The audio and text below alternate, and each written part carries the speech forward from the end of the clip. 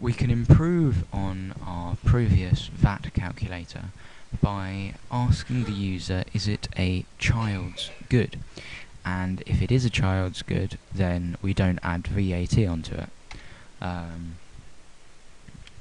Or if it's a child's clothing, at least. So next we're going to learn how to use an if statement. So we'll ask the user something. So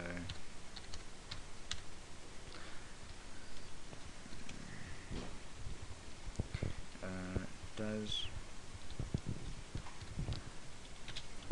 the good need VAT to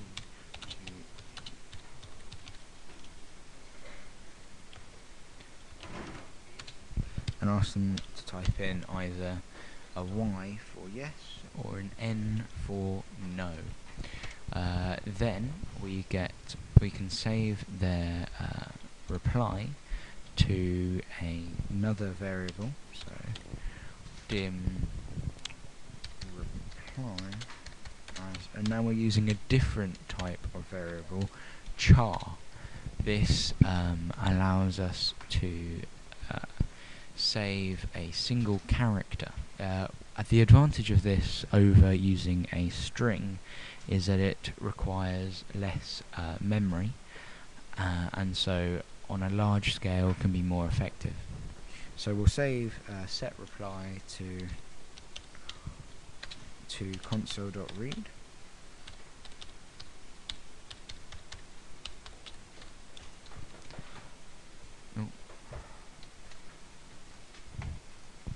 And then we'll put if, and this is how we use an if statement. We put if reply,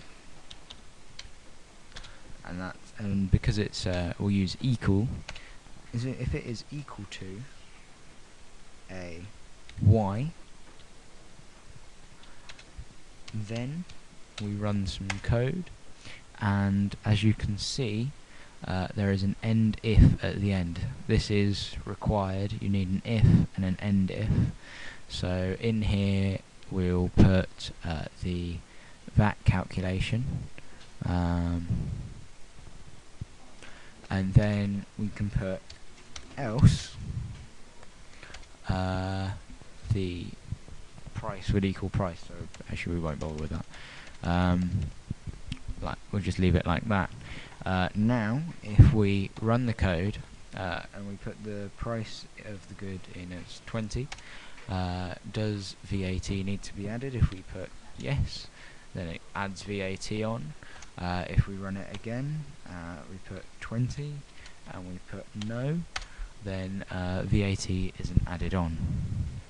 This is a simple if statement. Now, if we wanted an if else, so if they've said yes, otherwise we ask them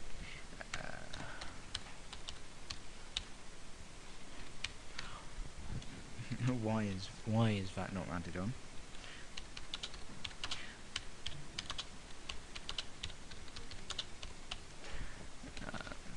Is it a tax avoidance scheme or something? And then we can save that to a string.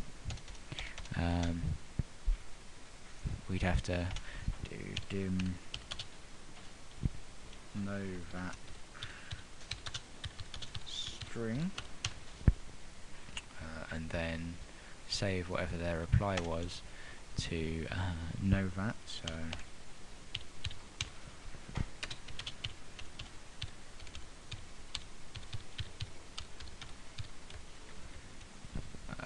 and now if we run the code, we can see that if we put the price of the good in, and then we can say put no, and it asks us why is VAT not added on.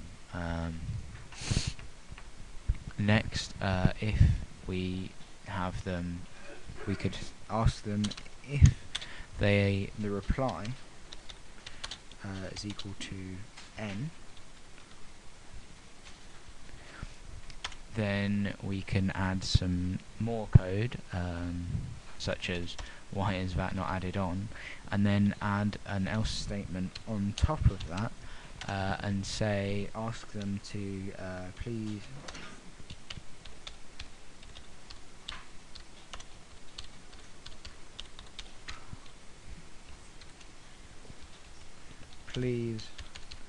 reply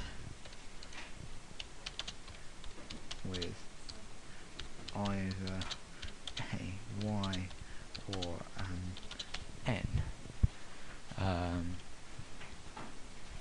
because if the code runs through, and if the reply is a y, then it runs this bit of code. If the reply is an n, it runs these 2 lines of code, and if it's anything else that hasn't, so if it's not a y and not an n, then it runs this bit of code. So if we run the code, we can say, which good was it? Well, we've already tested the first 2, but we'll test n. Why is it not added on? Then we'll test then we'll test if we put yes rather than y, and it doesn't. Oh, here that has been added on, because when